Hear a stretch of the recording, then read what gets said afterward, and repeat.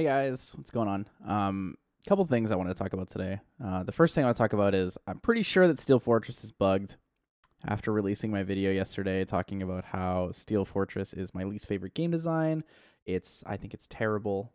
Someone pointed out that in the video that I made, my Airgar got stunned and then took a turn and was still stunned. So I'll show you that clip. You can let me know what you think about that. I think that the Thunderbolt passive is broken.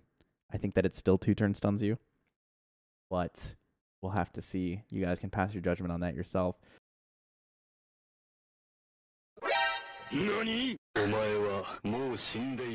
But that is not entirely the point of the video today. The point of the video that I want to talk about is an extension of the game design issues that I had with Steel Fortress, but it's more on a slightly different wave. It's something that I've talked about in the podcast a lot.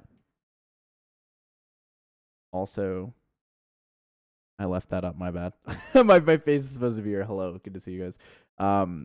Yeah, so it's a topic that I've brought up in the podcast fairly often. It's a topic that I feel it splits the community kind of. It definitely splits the podcast. But what I want to talk about today is innate resistance, but I want to talk about it in PvE content specifically. We can talk about innate resistance in PvP later, and we can talk about AI for PvP later. That's not really something I want to bring up right now. I would rather sit down, have a good, well-formed argument before we can discuss that. But for PvE resistance, I wholeheartedly think that innate resistance should not exist in PvE. There are a couple reasons why I believe that. The first reason is that innate resistance in PvE just adds inconsistency. It adds frustration. It doesn't add any form of challenge. We already have bad AI, and I think that that is more than enough inconsistency to challenge us as players to build teams that can overcome that kind of situation. Another reason I feel like innate resistance doesn't need to exist in PvE is that a lot of mechanics that we want to use are fairly rare anyways. So a good example is a unit that has perfect AI that buff blocks is the Unawakened Dark Magic Witch, right? Or Dark Mystic Witch, sorry. However, she only has an 85% chance to hit the buff because 15% resistance exists, right? And because she's only a single hit, it is just a raw 85% chance, right? When we talk about Zinc skill 3 or Ling Ling skill 3, they at least have, they've like 3 or 4 hits. She has 4, Zinc has 3, so Zinc's is like 93%. I think hers is like 95% chance to land. But it is just frustrating knowing that the only unit that we can use that is perfect, has a really strong conditional AI, just has a 15% chance to not work outright, right? It doesn't matter how well you ruin her. It doesn't matter how, strong and how tanky your team is or how fast your team is. It really doesn't matter because you can get 15%ed indefinitely and you can get 15%ed multiple times in a row, right? If we don't want to talk about the indefinite situation, we can talk about the regular situation. I ran a team before they changed it where I used a triple will Gina, a triple will Lauren, 2 double will Raux, and a Crow. Now, with this team, my Lauren was 265 speed on triple will. My Gina was 261 or 62 speed on triple will. So I could always get 3 rotations pretty comfortably before starting to take significant damage. And both the Raux were on double will and the Crow as well for the team up mechanics. So there have been many runs in that where Gina will miss and then I'll do the team up and she'll hit it the second time. And it's like, okay, maybe we can still make it through. However, the other issue with that is even with Lauren having it on her passive, the attack bar reduction, the defense break mechanics, if she misses twice, I also just lose the run because that buff block 1 turn is just gone. It's gone no matter what, right? Now, a lot of people will argue, well, Tyler, you're running a speed team. You should expect to have situations like this occur. Why didn't you expect this to happen? It's like, I didn't expect it to happen because I didn't expect to hit a 15% chance 6 times in a row, right? Like, yeah, it is, a rare situation. It's definitely not a common thing to see, but that doesn't make it less frustrating, I don't think that adds a good level of challenge to the game. And that's why I believe that 15% resistance is bad in PvE content. Right? On the podcast, people will always argue with me and say, well, the game is already easy. Why are we trying to make it easier? It's not about making the game easier. It's about making the game less frustrating. In the Shift update and the meetup where we, saw live all the different things that they were adding to the game, they mentioned the concept of farming being fun. right? I don't think farming is fun when you're just frustrated about 15% resist over and over. It deters the idea of so many opportunities of team building because you're like, oh, that would be great. And it's like, oh yeah, but you only have like one chance to hit. So like if you don't hit it, it's like it's over, right? We could have so many more cool speed teams, right? The concept of having to manual for records wouldn't be there, right? We'd have all these other opportunities and cool setups. I think that if we want to add challenge to content, we should do things like what we did with the Dimensional Predator boss, right? The Dimensional Predator boss restricted mechanics,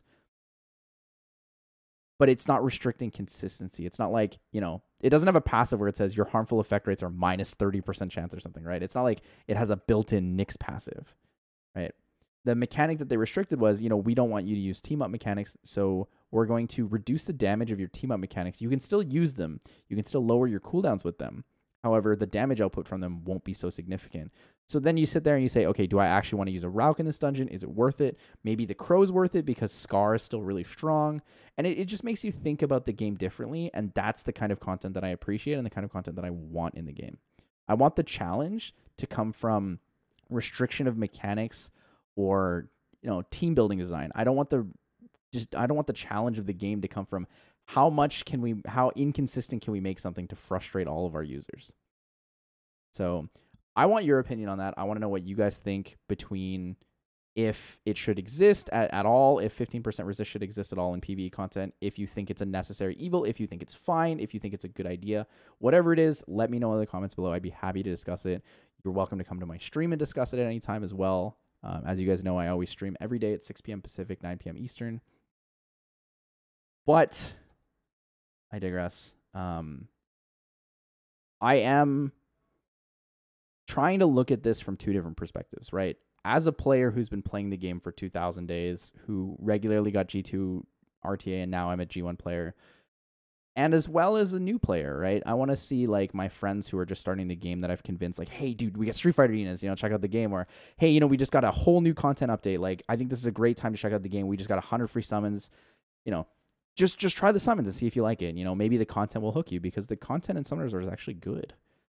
From their perspective, I sit there, I'm like, they're like, so I'm running like 100 accuracy in my units, but they keep getting resisted. Like, can you explain to me why that works?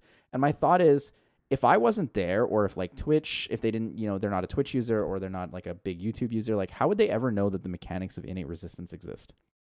They would just sit there, they'd be frustrated, be like, this game sucks. I have 100 accuracy and I'm not doing shit. Right? I think that Com2uS could either release some information about how resistance works to kind of streamline that for players who aren't heavily explained by content creators, or maybe it just shouldn't exist in PvE content. Maybe it doesn't need to exist. I don't think that that is a challenge that we need in the game anymore. So let me know what you guys think. I don't think the game is too easy. I think the game is at a very comfortable level. I don't think the game necessarily has to be challenging either. So maybe I'm just a different perspective from everyone else. Yeah, that's all I really wanted to talk about today in the video. I do want to show you guys a couple runs with this team and a couple runs with another team. I'm going to be putting together a video of this team because I think this is the safest speed team that I can build. It's also fully free to play. I also have a faster team, but it's a slightly less consistent. And then I wanted to do a comparing buff blockers video. So you can look forward to those. They should be coming soon within the next week or two. I'll be trying to put out some videos as we go. Also, for those of you guys who do not know, thank you so much for everything with the YouTube content. I really appreciate how you guys have helped me so much grow this channel. It is my birthday in a week and a half here, so I'll be doing some big stream events. If you want to come check it out, maybe get some gifted subs to the channel, swing by my Twitch channel. We stream every day, 6 p.m. Pacific, 9 p.m. Eastern. I said that already, though, in the video. Trying to get used to this recording stuff. The last thing I want to mention, though, is something that's a little bit more sad, a little more upsetting. So a good friend of ours on the channel, SeanB. SeanB has always been really supportive of me and myself as well with his content. SeanB recently received a copy strike from, I believe it's CGE&M, which is the company that runs OGN in Korea, over his SWC casting. And I think that that's horrible. It's really rough to see that he took this content and it was so transformative. It was different. It wasn't just like he sat there and watched it and like hung out and did nothing. He casted it in a totally different light and made the content something that was enjoyable, that was different from everything else. And they gave him a copy strike on that. So I just want to bring light to that issue. And I think that if you guys have the opportunity to go see Sean live on his Twitch channel or in his videos, you know, show him a little bit of support. Say hi to him. He's a great guy. And it really makes me worried because I like to cast those tournaments as well. And now I'm wondering, like, if I cast those tournaments on Twitch, am I going to get a copy strike? Am I going to get an infraction on my channel? That's not something that I want because this is a full-time career for me. So like, I don't want to take any risks where I might lose a good portion of my potential income or even my entire business as a whole. You know, I'll be looking forward to those, but for that reason, I will not be streaming the Korean qualifiers this weekend. Maybe if we're on Island Grown's channel for the America's Cup stuff. Otherwise, I think I'm just going to wait it out a little bit, get some more information from CompToUs, and then kind of see where things go from there. Yeah, I'll leave you the link to Sean's video up here. You guys can check that out. It's actually a pretty good video, and he talks about it, and it's very, very reasonable and fair, but it is a sad topic. So that's pretty much it for this video.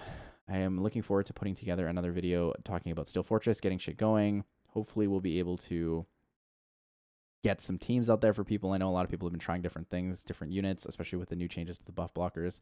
I've tried all of them except for the Fire Lizardmen. I will let you know my opinions on them soon, and I will see you guys in the next video. Peace.